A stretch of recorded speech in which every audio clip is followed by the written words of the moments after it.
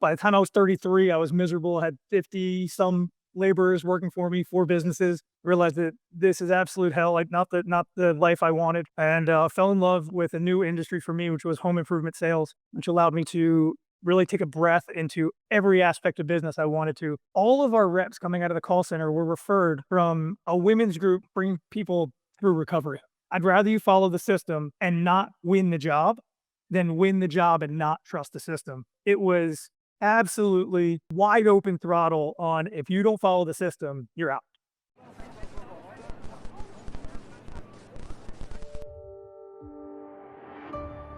Appreciate you guys having me on. Enjoy spending some time, and again, we'll rip through it for sure. Um, Go from the past, present, and what we have Yeah. in the works currently. Yeah, please. Yeah. Absolutely.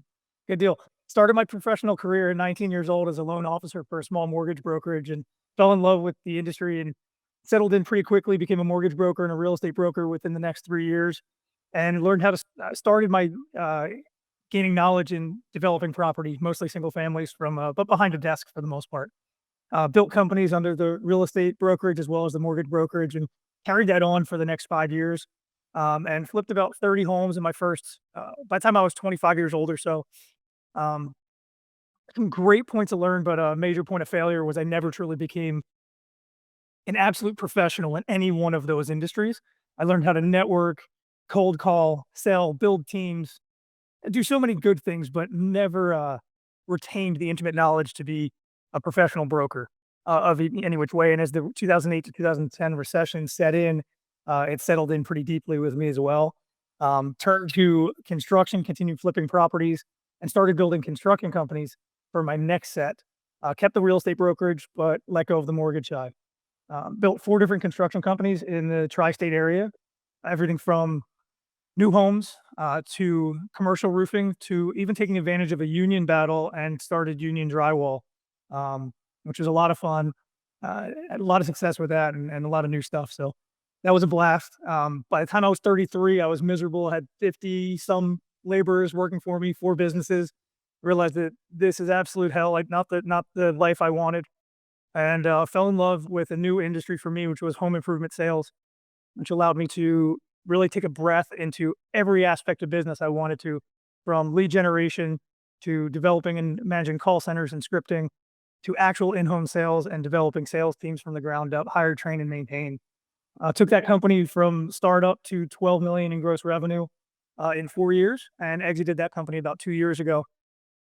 During the last few years with that company, I started consulting for other in-home sales companies, which were in a large networking group I was a part of, teaching them my lead generation techniques. I was able to keep a $12 million company under 3.5% cost of marketing with a 45% close rate, and other KPIs that were just industry different, the way I saw them, and fell in love with teaching other entrepreneurs, other contractors, and growing. And then I branched from there and started teaching those traits to financial service companies like Mass Mutual, which is an active client of mine, where I built a recruiting system for them and new sales processes and call scripting, et cetera.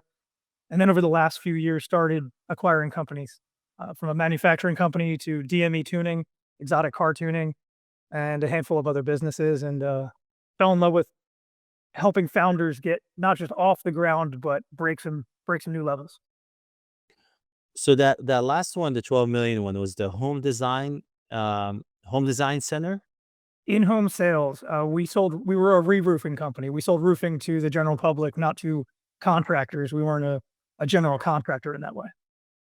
Okay, so it's just a sales company, and then the work is subbed to someone else, or you're just selling the contract to someone else. So we retained 6 to 10 different subcontracting companies that we put all the work to. We were a sales and marketing company. Got it. Got it. Okay. And majority of the lead gen is what? Google PPC, or Ooh, is like door knockers, cold callers? What's the Yeah, so we were not a door knocking company. We didn't sell insurance jobs either. This was straightforward, not storm chasing, re-roofing that was sold. We weren't a cold caller group. The vast majority of our leads, 80% of our business came from 2 places: Google PPC and HomeAdvisor. and Yeah. we found a way to break the mold in HomeAdvisor, and it was fantastic for us for a long time. Okay. So it's like a conversion machine, Yes. a lead conversion. Okay. So Absolutely. what was you said you kept it under 3% cost of acquiring business? 3.5% cost of marketing. Cost of marketing. Okay, got it. And so what was the sauce? What was the secret sauce in terms of like high conversion in Home Advisor and PPC?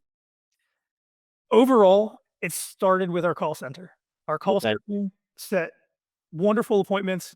We had an 85% demo rate, so we were setting two-legged appointments regardless of who those 2 legs were, being a syncretic decision. And the second part to that. Hold on. What does that mean? Two-legged appointments? Oh, I'm so sorry. So a syncretic decision, Harvard defines it as, when it comes to sales, as anything that's regarding your home or insurance base that's over a $2,000 sale. You want all decision makers present. So 2 legs would be, doesn't matter if it's a husband and wife, mother and son, whoever they are. It's just a matter of we didn't pitch if we didn't get 2 legs there. Okay. So our demo rate would be an 85% demonstration rate, meaning 85% of the time we had who we needed in front of us. Okay, got it. So from the lead perspective, so what was the percentage of the appointment set or the demo set? So we would break that down by every single sector that we were getting the leads from. Um, let's see. Overall, we had so many leads coming in, and let's define it this way: we obtained contacts, and then the ratio that contacts turned into lead was probably 50%, Got it. and then how many leads turned into appointments, probably 70%. That's a more of an obscure statistic that I don't quite recall a few years later. Sure, sure. But to be fair, but Okay, got it. So yeah. if you so you consider the lead as a contact is not a lead until you actually talk to them and they're actually truly interested in what you're trying to achieve If we have or a just try warm to sell. we have a warm body with communication, whether it be text, email, or phone, then it became a lead. That was our conversion. Okay. So as long as they talk to you, that's a lead. Yep, Got it. absolutely. Okay. Got it. Yeah. Got it. Okay. So your goal was the call center was the call center in the US or overseas? Yeah, I was in my office. I kept 4 to 6, um, call center reps at within arm's length at all times. I Cool. trained with them 3 days a week, 1 hour a day, and, kept them 70% of their revenue or their income was based on their performance goals. Okay, so let's break that part apart a little bit. So what's the ideal profile, the ideal recruit profile? Jovial, sweet voice, number 1. Jovial, sweet voice. Absolutely, Okay. So absolutely. these are mostly girls or mixed, guys and girls? We tried everything, and it was always the women that stuck out and made it in the best way. Got it. Okay. And any other profile other than the voice, that the energy? Yes. Um, we were in the Northeast, and then we also operated out of Florida, and we used the same techniques, same scripting, same tactics everywhere we went, didn't matter. But I did need my call center to be almost stubborn to the point to come back to the script. There's always gonna be a conversation, half of the time there's gonna be an offbeat, but to come back to the script and live trusting the script, trust the system, Yeah. come back to the words, bring it home, it will always set you in the best direction possible, and for those that were willing to do that Yeah. and train and want to be great at getting people to a home for our people, it's all that mattered. Yeah. Yeah, and the people that are too jovial sometimes they get away from the script and they want to talk about all other things and they forget to get all the info. Okay, you There were someone who's gonna stay with the script, someone who's sweet, someone who's jovial. What else? Yeah. So there were 2 things that I wanted to comment on that. My last 3 years with the company, all of our reps coming out of the call center were referred from a women's group, bringing people through recovery. And Sarah Taliaferro, who actually has come back to work with me now in a different aspect, managed that group and ran that group for the years that I was there, and such a force to be reckoned with. But she was bringing women that were on a last chance, and were coming out of recovery, and they fought for it every day, and they just did a great job with it. Um, yeah, Wow. and whether it be through PPC and cold calling or through our home advisor, and rewinding a minute, the other secret sauce besides the call center, niche products and home advisor, converting repairs and gutter problems and skylight problems and random problems that can have something to do with the roof into full roof leads or other services that are our repairs were almost twice the margin, but lower ticket of our full roofs.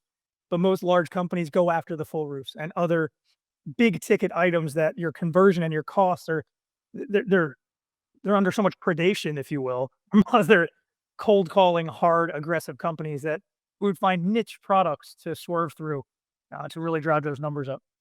So it's like a long tail. So you're looking for these, auxiliary problems to solve, but then they bring them back to the main product that you're selling. Absolutely. Interesting. Okay.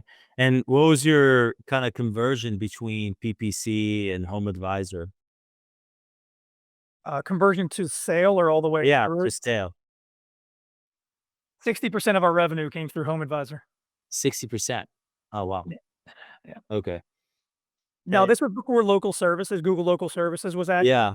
Yeah. So I can't speak to local services, but Sure. prior to local services really being a thing in South Jersey and Pennsylvania and New York, yeah, And you said so it's 3.5% cost of marketing, and then you said about 40% conversion.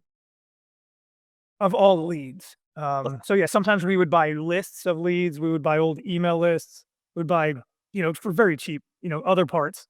But yeah, but 60% of our revenue came from home advisor. Okay. And then so the call center was the kind of part, then the train, so the recruiting, the profile, there's a profile of people that you recruit, and then there's the training. And you said talked about 3 days a week you do training. Oh, for the call center, yes. Yeah. Onboarding was 2 weeks, and then it was 3 days a week, Monday, Wednesday, Friday, 1 hour a day, role playing through our script. Um, and And what was the comp plan like? it was minimum wage plus a 3-stage bonus package. And the bonus package was purely based on our 2-leg appointment ran rate. They said you said three stage. What is the three? Or are the three stages? 3 tiers. Three. So from I believe they were $500, $1,500, and $2,500 a month bonuses. And it was Per, based on the percentage of 2-leg appointments ran. okay. So if I could walk you through that. Yeah. We had 10 to 15 reps at any given time. Each had to run at least 10 appointments a week. So for X amount of 100 appointments a week being run. So if an individual call center representative had to set and confirm their own appointments. Yeah. So that if you you had to set a certain amount of appointments and confirm a certain amount. So if let's say that was 20 appointments per person, they had to set 20 bare minimum, confirm all 20, and X amount percentage had to be ran by a sales rep where both legs of the decision makers were there, not just said they were going to be there, but were actually there when the sales rep got on site. It was the Yeah. sales rep's job to keep them there. If let's Yeah. say a husband or wife was on his way out the door, Yeah. that doesn't go back to the call center, that stays on the sales rep. Okay. So it's yeah. So 500, and then what was the other one? I went from 500 to 1,500 to 2,500, I believe. Per appointment set No, per month, per sales per rep. month. Per Oh, for when they hit that quota. Yes. Got it. Got it. Okay. Got it. And then so they have a minimum of 20. Yes. So if they hit Okay. 20 and they had a 70, I think it was 70, 80, and 90% were the 2-leg ran rate. So if we had both legs there on 90% of the appointments they set and Yeah. confirmed, and a sales rep went, $2,500 for the month. Got it. Got it. Okay. And that's their max bonus. That's what they're gonna get for for that month. Got it. Plus their minimum wage hours. And then they're typically working 40 hours a week. Typically, yes. Got it. Okay. That's interesting. And that's the call center. And then the sales rep, their comp? It was 10% of gross sale start and finish. That was it. 10% of gross. Okay. And they was We'd always add incentives for different things, keeping it interesting, getting it spicy in the sales room. But through and through, commission only. We did pay them W-2 on those commissions.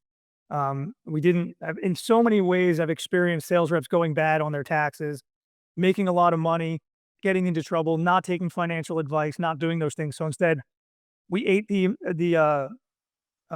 payroll tax and all the extra fees that we had in the Northeast, and we just paid them, converted their commissions to W-2. So how do you structure? Is it a minimum plus bonus or like how did you? So they would have to get a minimum if they didn't sell anything or close anything during that time, but that was such Yeah. a rare occasion. So the way it started from the beginning was 2 weeks paid training. During that paid training, they're in the office 5 days a week. Starting week 3, they're starting to convert to partial commission, and their training pay goes down in half. By week 4, they're 100% commission. Got it. And they're outside. They don't take any calls or anything, or are they also helping on the phone? We incentivized them. No, they did not help on the phone ever. Never Yeah. wanted them setting their own appointments. If it was family, it still goes through the call center. Got it. And then we did incentivize them to get referrals and drum up business when they weren't on an appointment. But Yeah. all the contact information went back through, so it stayed within the CRM and stayed in our normal system. Every aspect of our business was systemized. What is that profile like? The outside salesperson? We didn't do that. I'll be honest. Uh, My recruiting, hire, train, and maintain system was not there looking at having people fill out personality profiles, me doing it, reading resumes. My system is very simple. I want to fill that room every chance I can to recruit. I want a group interview. I want to see how these people interact with each other, interact with me. And we role play literally in the first interview. I'm hiring people on the spot. So group interview, it's not a competition, so to speak. Do some round robin, do some questioning, have some general Q&A, bring them out one at a time. Hire who I see fit, which was pretty much everybody. Fill everybody I could into a 2-week training program. I will pay $500 a week, 2 weeks training, because one of those days they're getting leads. So it's Yeah. helping make the company whole anywhere. But that's where the competition begins. Okay. I want the guys that are or the people that are going to be in that room fighting for the close, fighting for the business, fighting for themselves, fighting for each other. And those that don't make it, don't make it. What was the ratio between call center, number of people in the call center and people on outside sales team?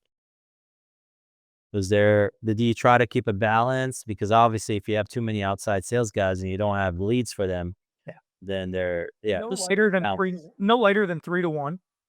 Okay. I'm sorry, no heavier than 3 to 1. I didn't need more than that.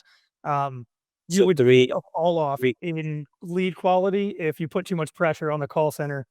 So let's say at one point we had call center reps making 200 calls a day. It was too heavy. We found the balance between 100 to 150 calls per day as what was an adequate number.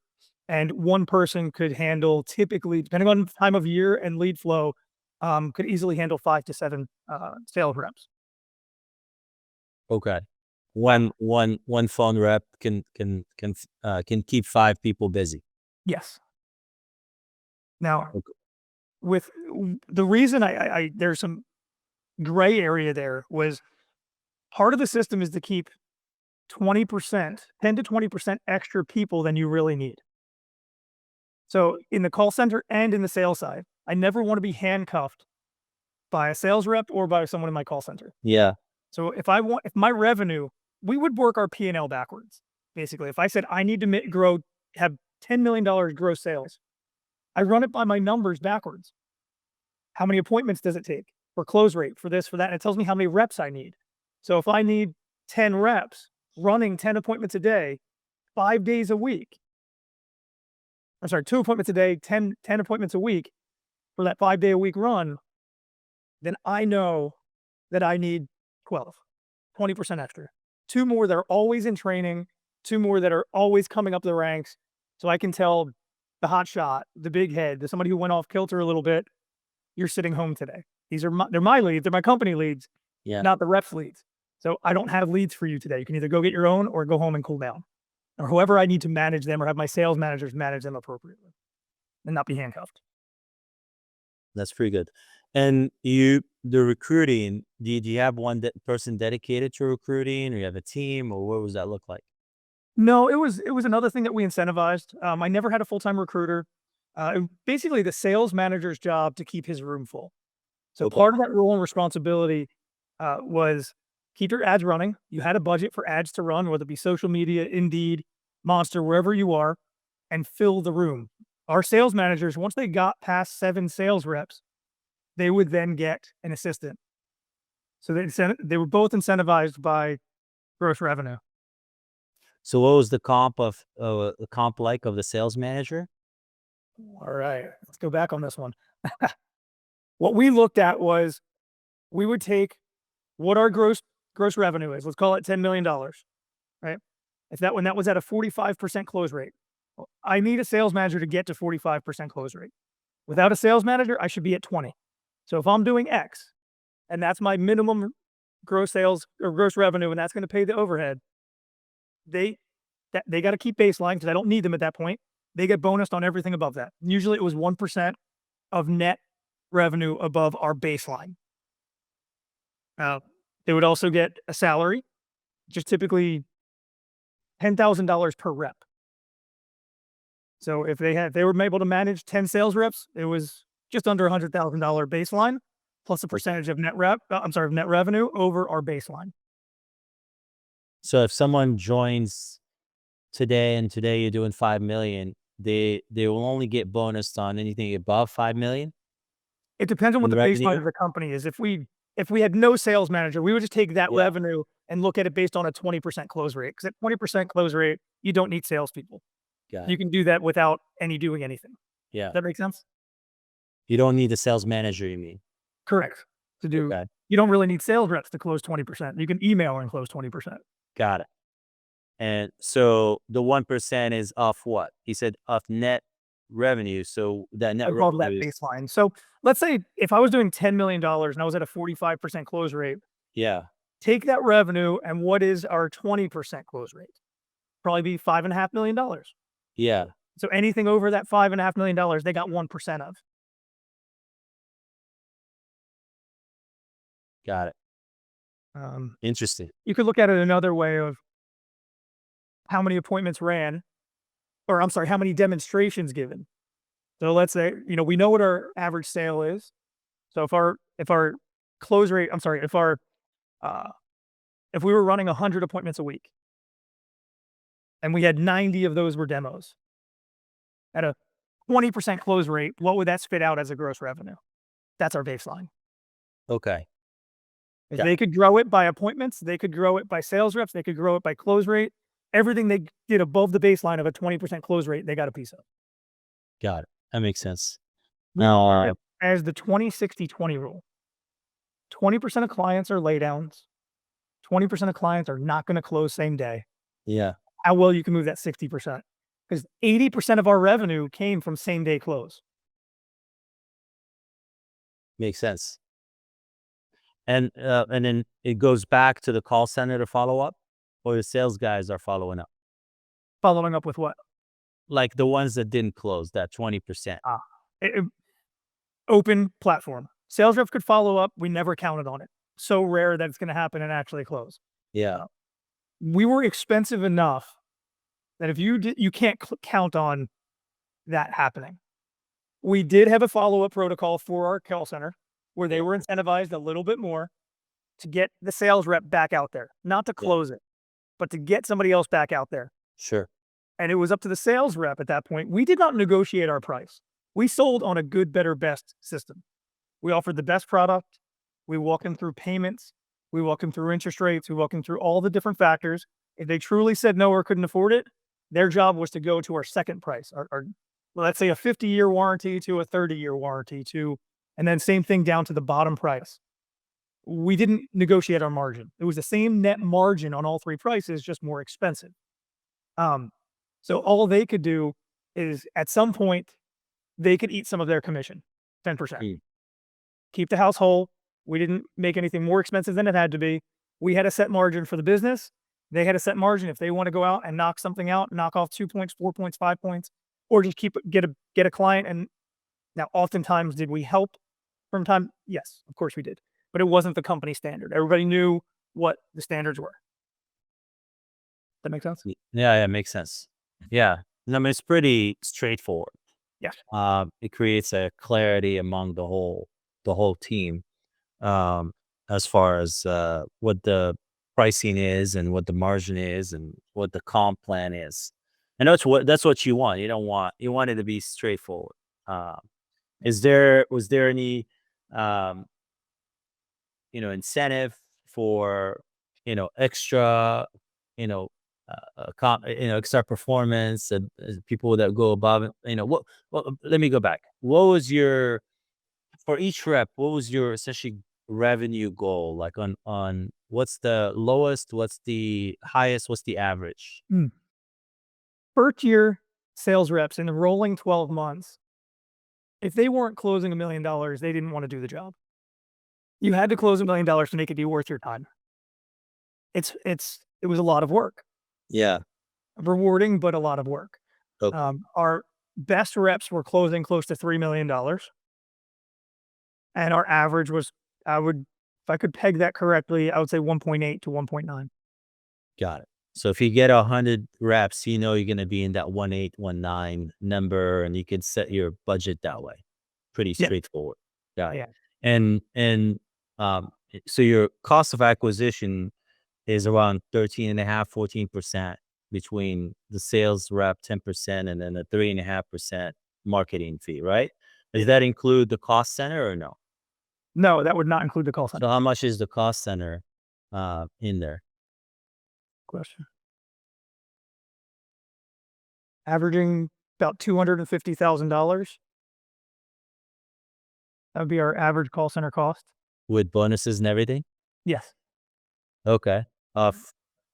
Actually, Off. yeah, that's correct. Okay. So it's not a lot. It's like 2.5%. So let's say round it up. So 7% between marketing and call center, and then 10% for the sales rep. So total acquisition is about 17%. That makes sense. Yes. Got it. And then so when you say the cost of marketing 3.5%, does that include returning clients, referrals, all that stuff, the freebies, if you will? Everything was Included. filed. It's all in there. Got it. Okay. So the paid side is how much by itself?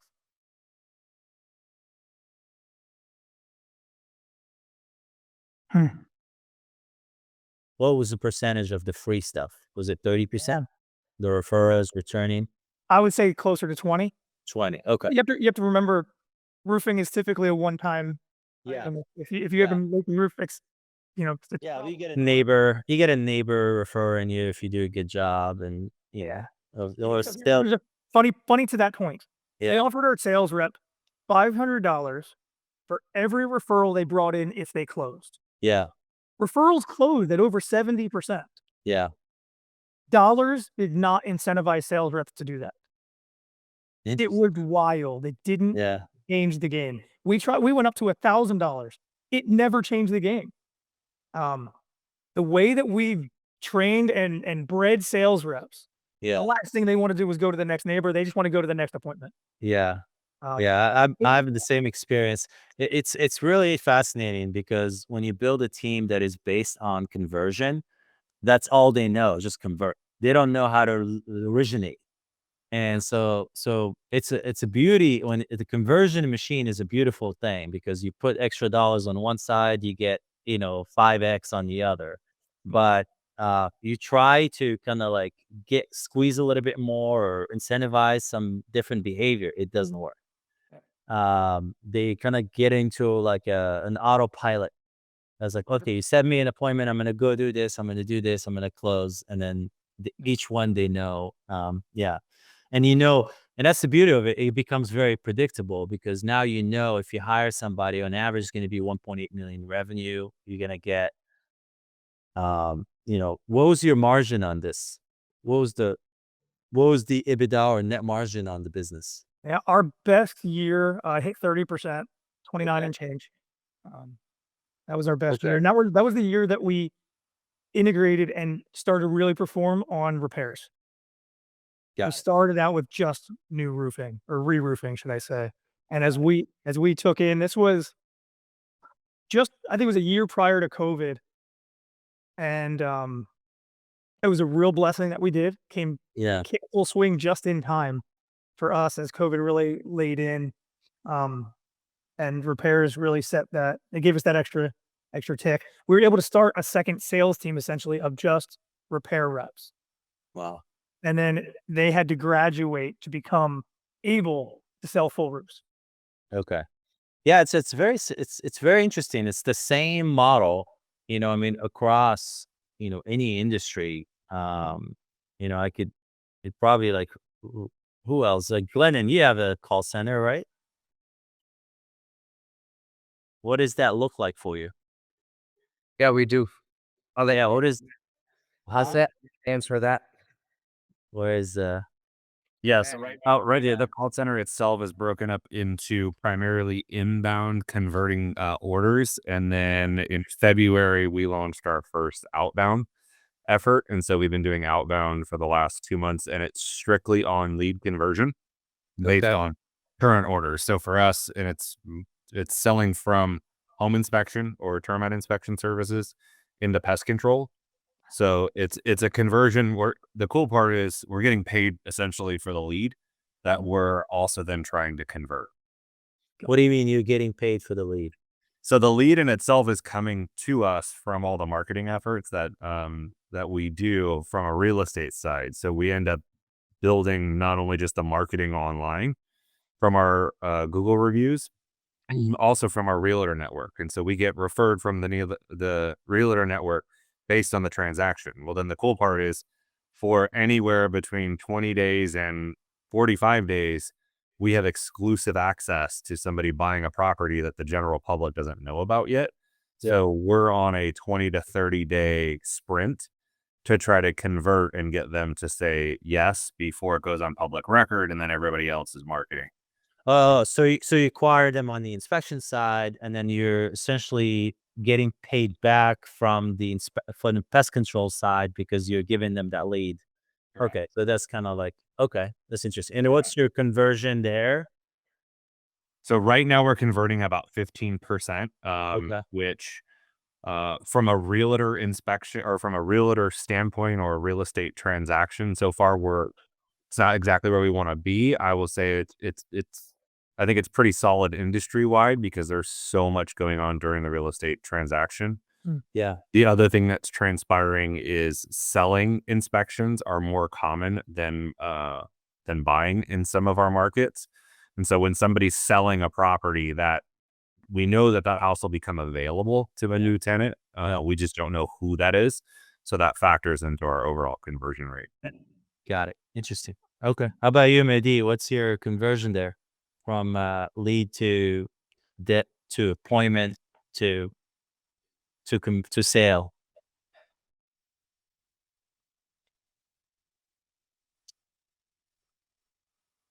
Yeah, and So Mehdi is in the plumbing space. Okay. Yeah. Plumbing space, right? And we're using Service Titan. The good thing with using Service Titan as a CRM is that all these metrics are measured, and currently we're at 85% on bookings. So when the fall comes in, we want to make sure that we have an appointment for the plumbers to show up. And then once the plumbers show up, they have to convert. And then that conversion rate right now is at 67%. Okay.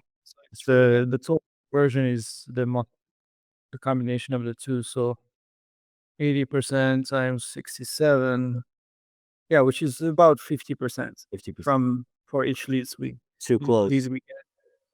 What's that? From lead to close or Job. to job Yeah. done. Yeah. Yeah. To billing. That's really good. That's really It's good. pretty good. The only thing is my plumbers are gifting work right now. So So margin. So you gotta get the margin. So you gotta do the package that guy was talking about. What is it? Options package. Three options. Yeah, it's the options. If you're not, Yes. it's almost a standard right now. Any top performing home service business is using options because Yeah. typically the customer goes for the middle one, whereas now we're just offering the cheapest one, and the tickets are lower than You're trying to compete. Yeah, you're trying to negotiate and compete, and there shouldn't be any negotiation. Should be a menu. It's a menu. exactly. Hey, go with the cheapest one if you want, but typically when you offer the 3, they go in the middle. Gay, you were gonna mention something? Yes, so we had two points that we expanded past just re-roofing, and one was I mentioned repairs, and a second was gutters. And when we started in both, we started with mechanics, the people that were actually doing the repairs, selling, and we found the same exact problem. They didn't respect or try the sales process the way it was built.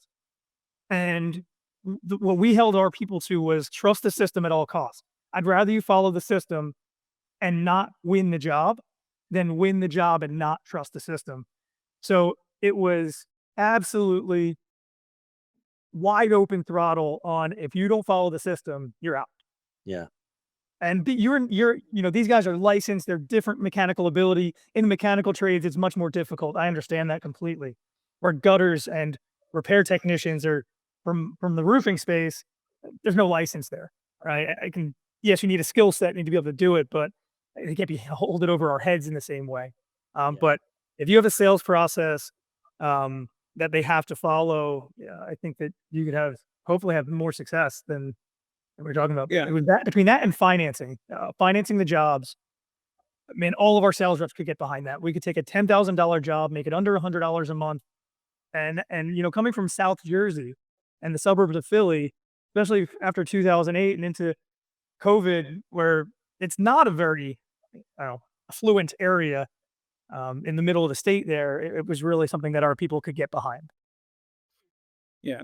The other thing I was gonna add, I mean, the compliance is very difficult, especially if you have a shortage of plumbers. These are skilled labor, and they can find a job pretty much anywhere. So I'm training them on a weekly basis, and it's a constant fight.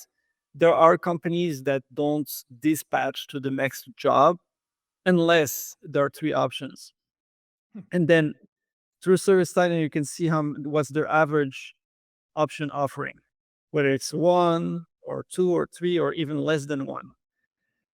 And I did an exercise at the last meeting with them, and we looked at that number, how many options you're offering, and I ranked them. Okay, you guys, I have 4 plumbers right now. These are the 4 plumbers. This is how they rank in terms of how many options they've offered. And then I tell them, okay, now let's look at the sales number and see how you guys rank. The ranking on what's that number of options they offered is exactly the same as the ranking on their sales. There is a correlation. Like if you offer more options, you're gonna be selling more. And they saw it. Like it's a battle, but I'll get there. I'm twisting their Well, I arm. think what Guy mentioned is the accountability piece is so critical because the sales rep, the call center, everybody, even the customer has to be boxed in to what the options are. The sales rep have one option is the way they essentially do the presentation, the way they present themselves, the way they speak, the way they do things. The call center is the same way. They have a script, they have a tone, they have a speed.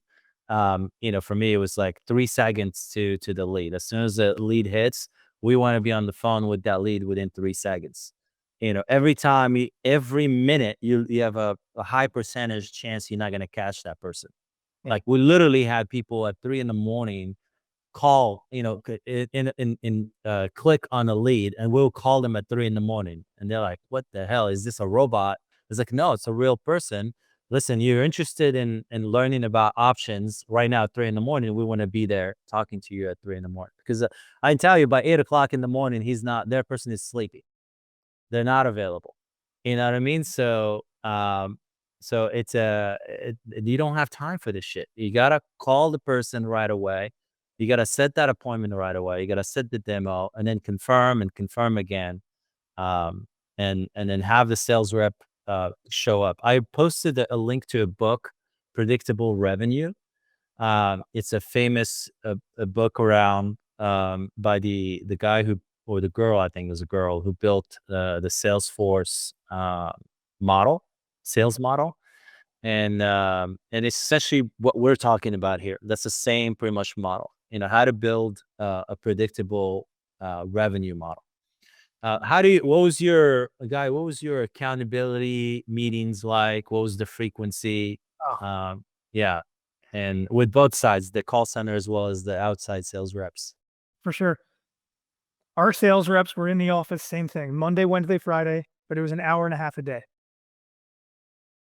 They trained on that hour and a half for literally 1 hour. It was role play in the office, not a high-powered rah-rah session. We didn't get behind that at all. Sales manager's job was to take each rep in over Monday and Wednesday for 15 minutes as a one-on-one. Go over past, present, future, what their numbers were, get to know them personally a little bit. Just 3 5-minute sections, 5 minutes on personal, family, things like that. 5 minutes on the numbers of last week, and 5 minutes of how we're going to fix things or get better next week or this current week. Then it was an hour purely of Role role play. play.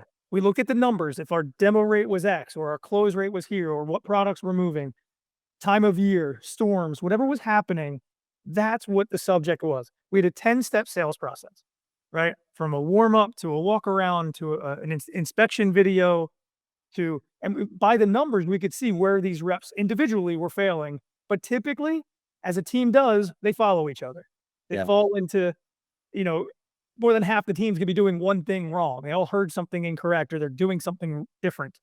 So we would base our sales meetings on that and just role play until we got it right and then leave them in a positive attitude. So that was Monday, Wednesday, Friday.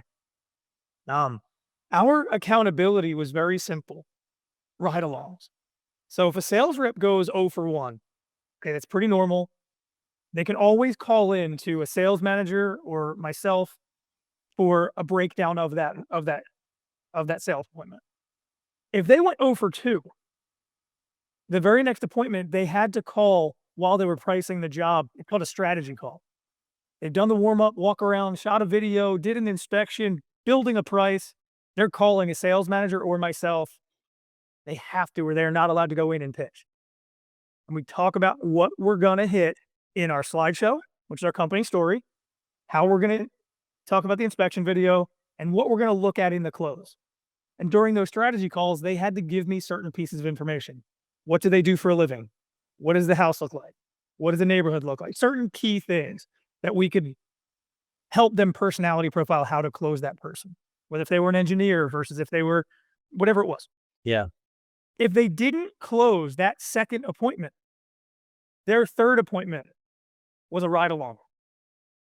If we had availability for a sales manager to go out, it was with a sales manager. If it couldn't, we would take another underperforming rep and put them with them. Because it was a fact that if you put 2 underperforming reps together, they feed off of each other in a positive way. If they're the right people, if you want them on your team. And that happened and worked so well. If they ran ride-alongs, they split their commission. Even with a sales manager, they didn't want that. They want to keep getting out there on their own. And back to the previous point, a point of failure, I was never able to consistently, in a perfect way, make it work with technicians. That we ended up not using technicians for repairs and gutters for our salespeople. We got away from that model as fast as we could, and we went to sales only. People that were there just to sell. They could have a background in it, but even those that had a background in it from a technical side wanted to sell the technical factors and not use the sales process, not use emotional selling, and it made it more difficult. That's why Mehdi and I always argue about this around, sending salespeople. I'm on the of the thinking that you need salespeople to sell and technicians to execute. And no matter if a technician is so good at selling, they shouldn't be doing the work. They should be going out and selling. And if I have a sales guy can't do the work and the technicians can't sell, as well as then. I mean, there are some technicians that can sell, but they can't sell as well as a pure salesperson. No, and I mean, for us, it's telling a story, right? When COVID hit, we went after retired or school teachers that were trying to get away from the educational system. They were the best. They could educate a client and tell a good story. That is everything. We were not a high pressure. We never got thrown out of a house. No high pressure sales. And we wanted all of our revenue to be same day close. That's you. We take inspection videos for a reason. We hit all those emphatic points, and you got to pitch with passion and be able to make a friend really quickly out of thin air and do all those things. So tell a great story and wanting to educate someone. And typically that's not found in a technical person, an engineer like mentality. Your typical plumbers, electricians, HVAC techs, roofers, gutter guys, mechanics just isn't the norm. One of the things that we did that was super powerful is that's why I was asking about the personality profile. So we would disc the individuals, the people, the sales guys, but also we trained our call center to recognize the disc profile of the client. And so every time like a lead comes in and the person talks to them on the phone, they will say it was a tag in our CRM. Is it a D or I or an S or a C? And then it would be a tag for the origin, where the lead came from. What is the, what is the, like if we can figure out from the name, we can tell, okay, this person is Vietnamese, this person is Chinese, this person is uh, something, whatever it is. And then over time, you start developing a profile for your sales reps. So your sales rep they're really good converting on 1, 2, 3 profiles, but they're terrible at these 2 profiles. And then and so once you give them that awareness, and they also will tell you, I crush it with Latinos, but I'm terrible with Indians, or I'm terrible. I love these guys, but I'm not good at converting these guys. So they recognize that.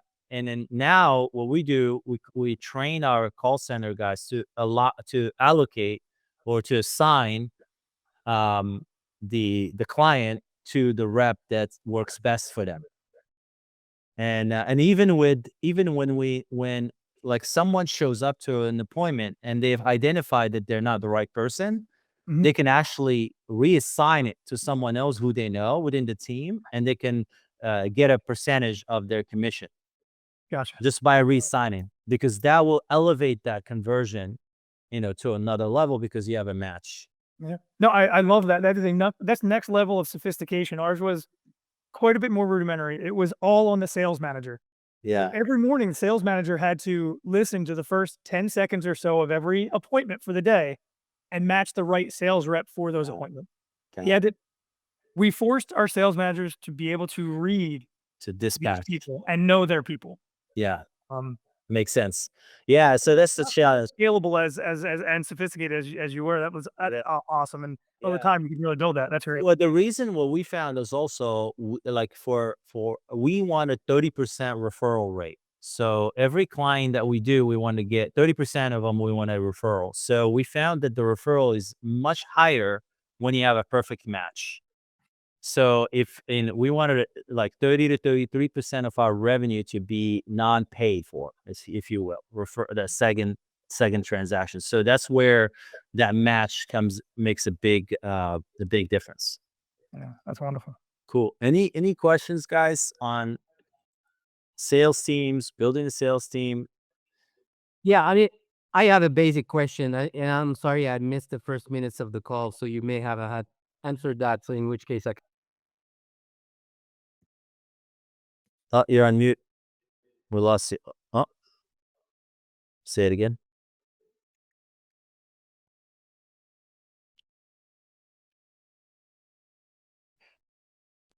That's probably one of those Bluetooth.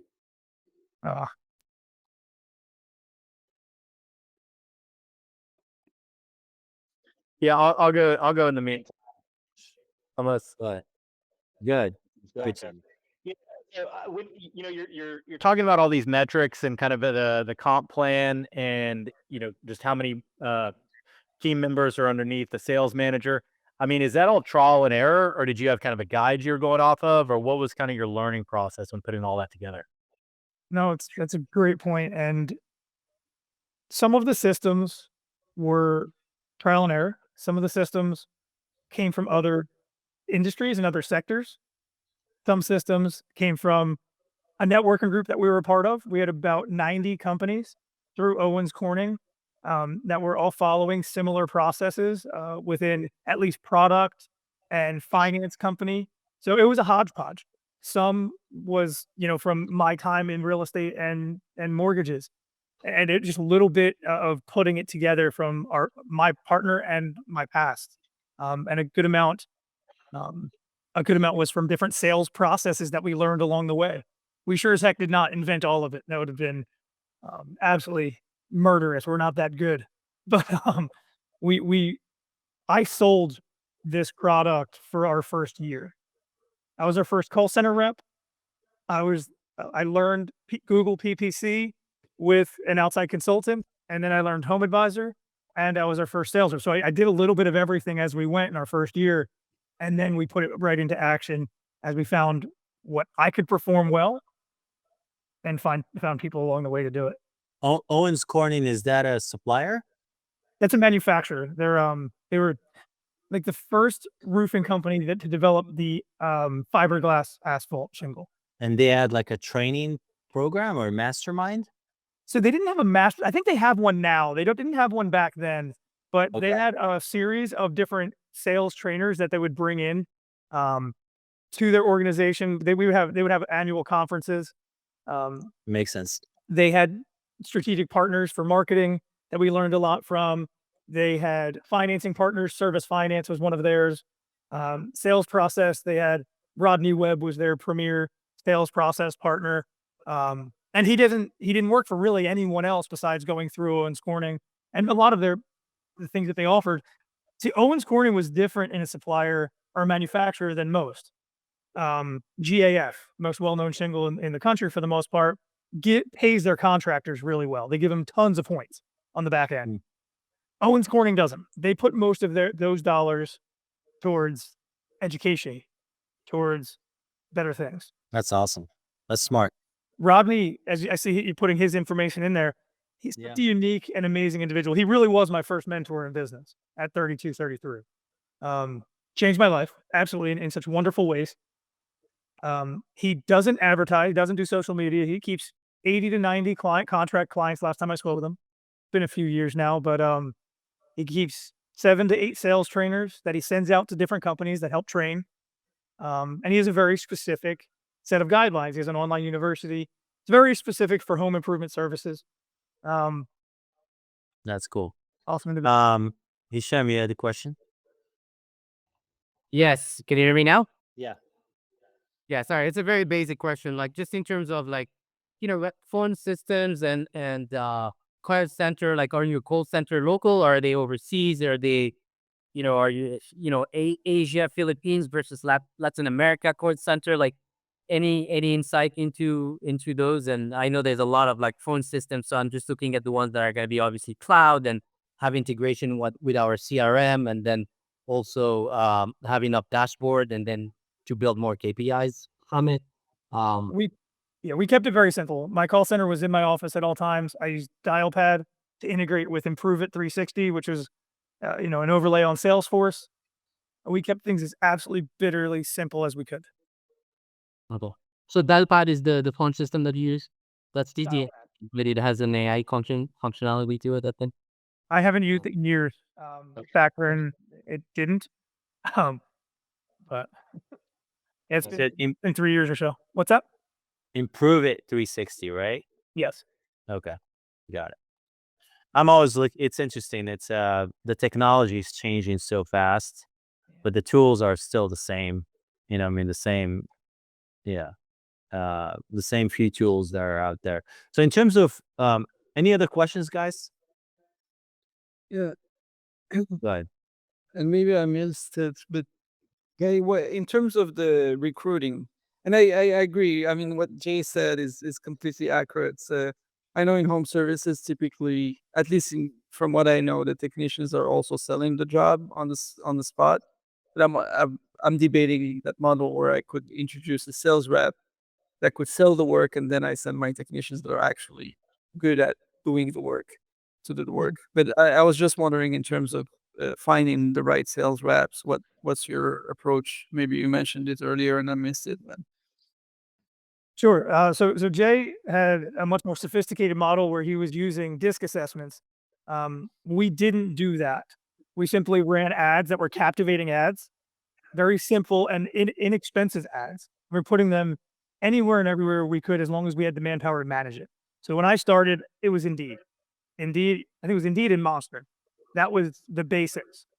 Pumped the ads out, very few dollars per day, and just had everybody come in. I offered 2 interviews a week, and it was a rolling schedule. And the script for how to get people, the higher concentration of people to come in, was one thing, but I took everybody in. I wanted the more people in the room, the better. Have them spilling out the doors. Get them all for one-on-ones. Offer a lot of them the job.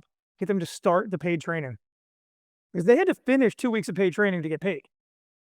And it was my job, or my sales manager's job, to whittle out in the first 3 days who couldn't do the deal, who had the pride or ego or whatever what it was too big, couldn't swallow it, couldn't just go and tell a good story, follow the rules, be a good. We wanted teammates. We didn't want the biggest head in the room. Yeah. We did not want that. We did not want the rock star. We wanted teammates. And that's what we pushed for in those first 2 weeks. And we kept everybody that could stay. And we thought could really do the deal. What were the highest conversion messages on the ads on these reps? It was literally the same script, and I still use the same script today. It hasn't changed in years. I use it for Mass Mutual and other financial service companies that I run a recruiting system for. So I built a recruiting system in the same way for these life insurance sales companies for the most part.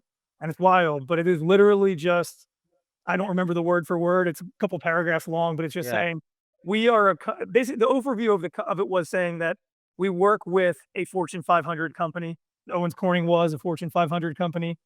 And I missed that message. I'm sorry.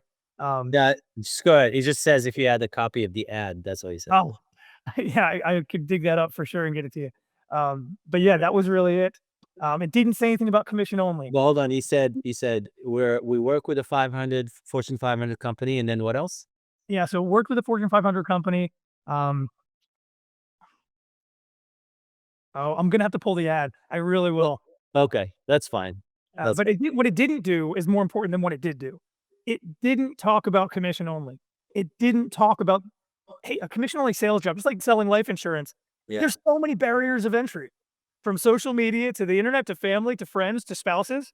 And that was the biggest part of getting people to stay after day one, or even after that group interview, was we had to engage with the spouses, with the family. We had to do something that was different. Otherwise, they're out the door. So it was obviously promise of high income, those kinds of things, but it did not talk about the biggest negatives. And the one thing that I've realized with Indeed is it's just clickbait. Most people aren't even reading the ad. They're just clicking. It's just a lead to get the name and number. So I had a standardized response. Yeah. And then it was a personal message. And it still use the same things today, just with slightly different verbiage. Yeah, we could definitely talk about that. Well, it's funny because I was arguing with someone on Twitter the other day about. He says, "Oh, I'm so smart. I figured out how to put a message within the ad, a task for the candidates to do something, so I can filter out people into the next step." And I'm like, that's the dumbest thing, because like most people are not reading the thing. They're just applying, and you're trying to make your funnel large enough. So his sentence was, I figure out how to spend less time so I can recruit. And I said, you got to knock it off with spend less time, because recruiting high quality people is inefficient by design. And just allocate enough time, and then go after high quality people. Put in these secret messages or things, whatever, is just gonna guarantee you're gonna get mediocre people or average at best. So, and a lot of the smart people, or they're not paying attention to the whole thing. They're trying to be efficient themselves, and they're trying to apply to as many things as they can, based on that headline. So, take the time to read the resumes. There's no efficient way. Meet as many people. Allocate for mistakes. 50% of your hires are going to be bad. Look at we just had the draft. if you listen to the guys who know the draft, they'll tell you 50% of the quarterbacks in the first round that are bust. There's probably more. So even at that level, with that much money, it's still a 50-50. It's a flip of a coin. If I could add, I would say 50-50, I think is high. Yeah. It's a third. If you get 50%, tell me what you're doing. And it's generally, if you get it right a third of the time, you're doing something right. Yes. Other thing, in my opinion, if for anybody that's ever going to like add a sales division, role play from the very first moment. Yes. Role play and get them on the phone from the very first moment. Day one. Because if you go longer than 48 hours, and even that's too long, and you haven't done that, you'll have them longer than you need. If you make them role play within the first 24 to 48 hours, you will find out if they want to stay or not. Yes. And it does, in my opinion, it doesn't really matter how good or bad that first role play is. You're looking for the humility, you're looking for the character, you're looking for the ability to be like, yeah, I don't know what all teach me, but I'm willing to put myself out there. Yes. So one of the things that we used to do, we would actually, when we interview someone and we hire them, we give them this thin book called Go for No. I don't know if you ever, it's a very thin, my 7-year-old read it in like 3 days. So it's a straightforward, just go for no, do as many calls, the concept is go through failure so you can get to success. You don't avoid failure. It's not failure on one side and success on the other. You have to go through failure in order to get to success. And essentially, and it was essentially we give it to them day one, and then we hand them the script. And we tell them, tomorrow when you come in, I want you to memorize the script word for word. What did I say? Word for word. Did I say half word for word? Like 15, like I, emphasize. Then the next day they come in, they role play, and they get on the phone right there and then. And then usually by noon, we lose half the people. Like they go to lunch and they don't come back. And then the other half probably within a week. And then after a week, we have them for like 3 months. And after 3 months, we have them for 3 years. So you have these kind of like periods of times where we lose a percentage of them. And I think that's kind of like, that's as good as you can get with recruiting. This is after you've done the interview and the personality testing and all the good stuff. Any final thoughts, Guy? Thank you for this. There's a lot of insight, a lot of really good info here. I appreciate it. We haven't done the sales conversation in forever. So any final thoughts that you can leave us with? For sure. First, thank you guys for the time. I appreciate it. This is wonderful. And this is a blast. You got a great group here for sure. If you can systemize it and simplify it, race to do it. And hold yourself accountable, and all of your teammates, even the best ones in the room, keep them accountable. Don't let them be above your systems. Cancer spreads fast. It's the first thing we had to do. The hardest lesson we learned was firing our top sales reps. And every time we did it, the rest of the team elevated. Never be scared to do it. Even when your back's against the wall and revenue matters. I appreciate it, man. Good, wise words. Thank you. Thank you, Guy. Thank you, everyone. Thank you, guys. Good seeing you guys. Thanks, guys. That was great. Bye.